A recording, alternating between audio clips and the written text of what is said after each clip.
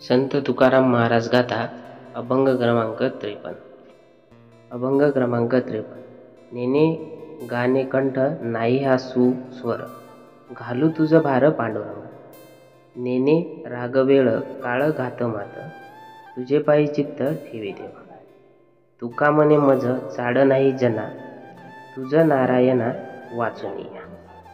या अभंगामध्ये संत तुकाराम महाराज म्हणतात, मी गाणे जाणत नाही, माझा कंठ सुस्वर नाही, पण हे पांडुरंगा, माझा सर्व भार तुझ्यावर आहे.